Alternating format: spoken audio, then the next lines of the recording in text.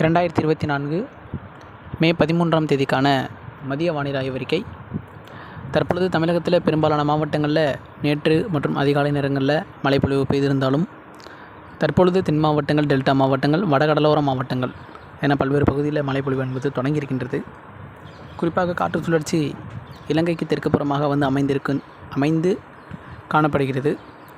அதன் பிறகு படிப்படியாக தமிழகத்தின் இலங்கையின் மத்திய மாவட்டங்கள், வட மாவட்டங்கள், இலங்கையின் வடக்கு பகுதி, மத்திய பகுதி, இந்த பகுதியை கடந்து தென் மாவட்டங்களில் அமையும் என எதிர்பார்க்கப்படுது.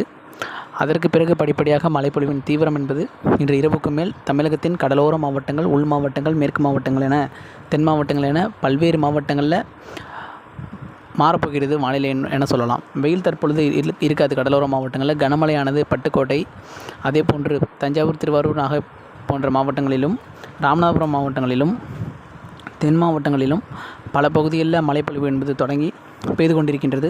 படிப்படியாக உள் மாவட்டங்களிலும் மாலை நேரத்தில் மேற்கு தொடர்ச்சி மலை மாவட்டங்கள், இரவு நேரங்களில் மீண்டும் கடலோர மாவட்டங்களில் தீவிரமடைந்து மழைப்பொழிவானது மே 18, 19ஆம் தேதி வரையுமே நீடித்து காணப்படும். இந்த மழைப்பொழிவு பார்த்திங்கன்னா குறிப்பாக கடலோர மாவட்டங்களில் 20 சென்டிமீட்டர் எட்ட வாய்ப்பு உள்ளது.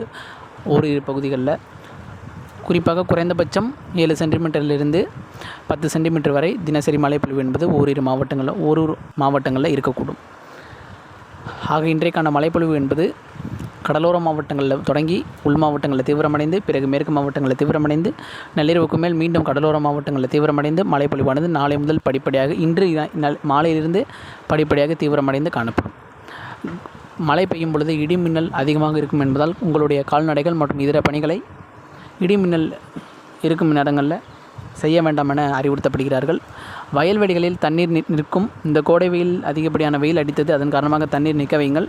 பிறகு மழை என்பது இன்னும் தீவிரமாக இருந்தால் உங்களுடைய தண்ணீர் தேங்க வைத்த தண்ணீரை வெளியேற்றி விடுங்கள்.